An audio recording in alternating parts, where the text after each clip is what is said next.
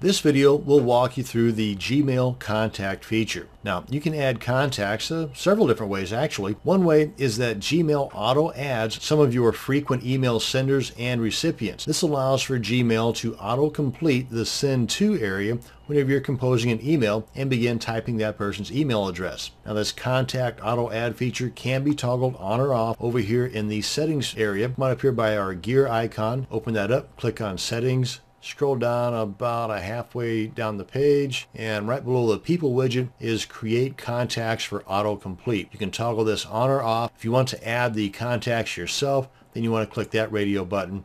Come on down here and click on save changes. I don't. I'd rather the auto feature be left on, so I'm just going to leave that alone. Come on back over here to our inbox.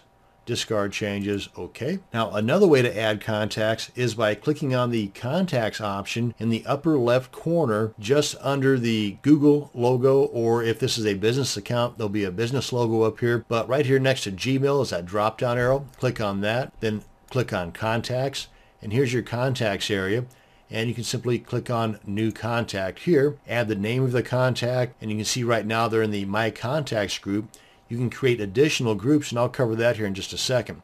But within the details here, you've got a lot of information you can add. In addition to just adding their name, if you see these three dots here, you can add additional details.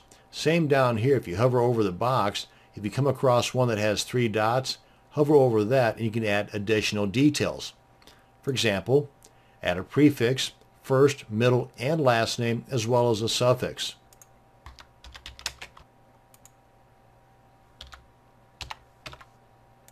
And a lot of this stuff is pretty straightforward, but once you enter information, you a lot of times have options to add additional fields. For example, we've got the option to add a home email address or a work email address or even a custom email address where you can click on custom and name it whatever you want. And once you do that, and you click outside of the box, and this holds true with a lot of these different features here, you have the option of adding additional details. For example, in this case, adding an additional email address. Same for phone number, and like I had mentioned up here under the address box, you've got these three dots out here. You can add additional details in addition to the simple street address. You can toss in a P.O. box, neighborhood, city, and so on. And you've got these options down here which are pretty cool, plus you can add additional fields also. For example, this particular person maybe has children, and you want to add a custom box here for the names of their children or the ages of their children.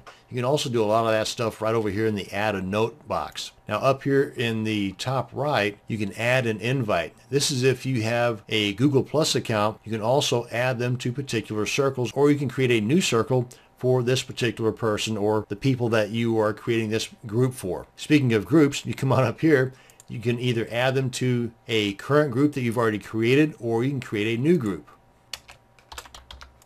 And it automatically adds them. And as you can see here, these are the labels for all the groups that this particular person belongs to. And these groups really do come in handy in helping you keep things organized as far as your contacts are concerned. For example, if you want to mass email a whole bunch of people in this doctors group, then all you have to do is come up here and begin to compose your email, and then just type in the to box. For example, we'll come on back up here, type in here, begin to type the name of that group, and it will automatically populate all the members of that group's email addresses right in here. Pretty cool, huh?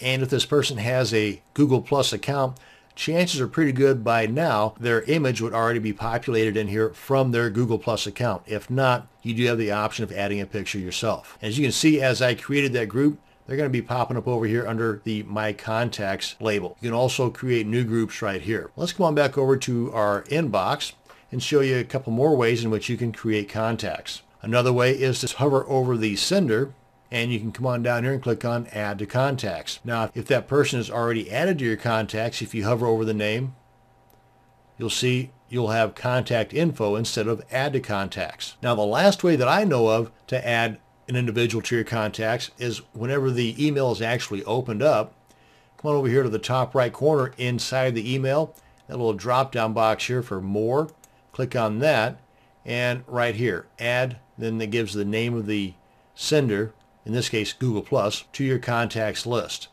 Click on that. They're added to your contacts list. Let's come on back up here to our contacts and I'll show you. My contacts, the Google Plus team right here.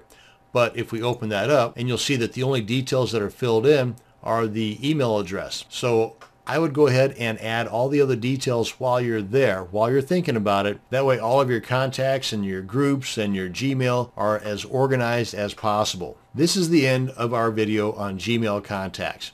Thanks for watching, and you have a great day.